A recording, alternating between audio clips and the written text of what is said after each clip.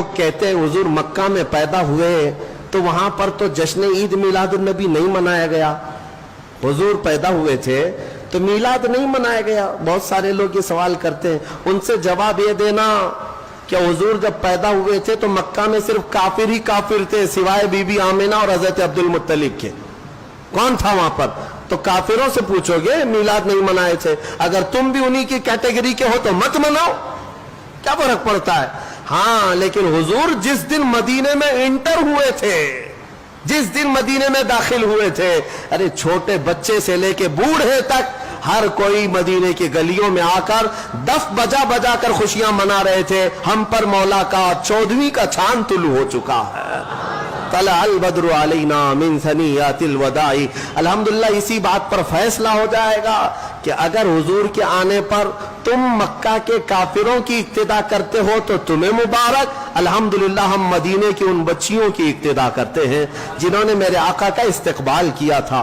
اللہ تبارک و تعالی ہمیں انہی عاشقوں کی جماعت میں زندہ رکھے اور انہی میں ہمارا خاتمہ فرمائے. سرگودا شہر میں ایک جگہ بیٹھا تھا تو وہاں ربیع الاول کی خوشی کے حوالے سے بات چلی.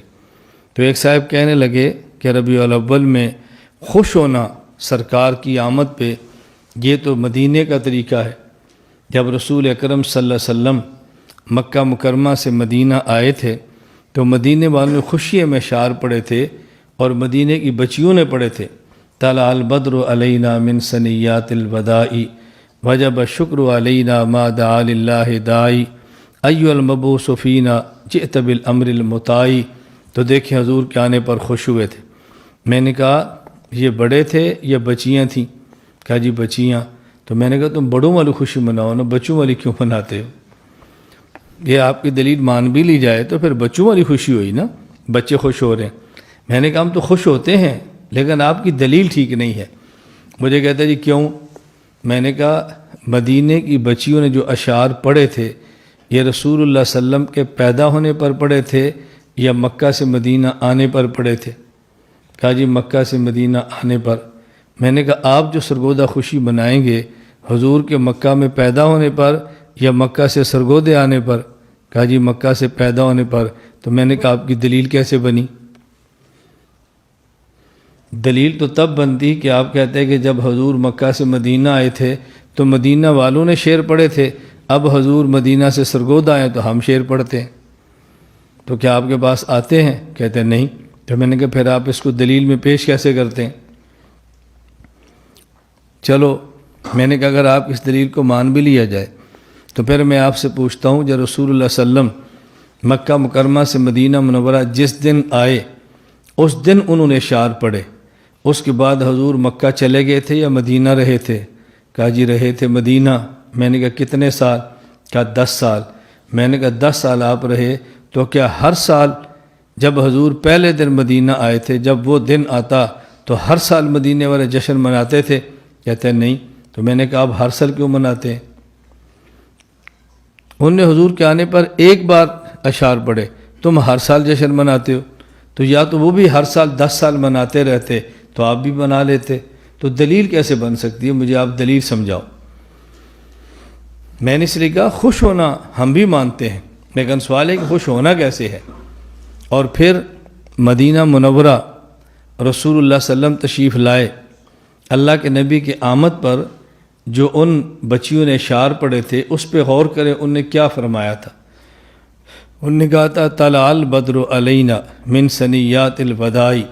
مدینہ منورہ وہ جگہ میں نے دیکھی ہے جہاں سے رسول صلی اللہ علیہ وسلم ایسے تشریف لائے نا, اور وہ گھاٹی ہے, پہلے تھوڑی جگہ نیچی ہے پھر آگے گھاٹی ہے, پھر وہاں سے اترے.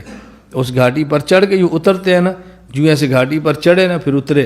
بچیوں نے یوں دیکھا اور شعر پڑھا طلع البدر علینا من ثنیات الوداع. وہ دیکھنے والا منظر ہے لیکن یہ تب ہے جب کوئی بتانے والا بھی ہو نا یہ جگہ کون سی ہے. بتانے والا نہیں ہوتا تو لوگوں کو پتہ نہیں چلا. بہت سارے لوگ ایسے ہیں کرائے پر زائرین کو لیتے ہیں, زیارتیں کراتے ہیں. پرانا سا مکان ہوگا تو کہیں گے یہ حضرت ابو ہریرہ کا مکان.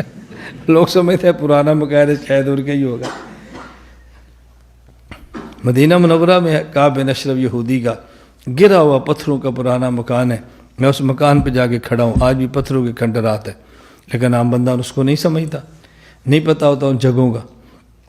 خیر میں عرض کر رہا تھا، ان بچیوں نے اشعار پڑھے، طلع البدر علینا من ثنیات الوداع وجب الشکر علینا ما دعا للہ داعی۔ آخری شعر دیکھیں، ایھا المبعوث فینا جئت بالامر المطاع، ایھا المبعوث فینا جئت بالامر المطاع۔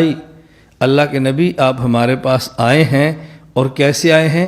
بالامر المطاع، امر آپ کا ہوگا، اطاعت ہم کریں گے، آپ حکم دیں ہم بات مانیں گے۔ تو وہ تو یہ منظر تھا کہ آپ فرمائیں اور ہم مانیں، آپ فرمائیں اور ہم مانیں۔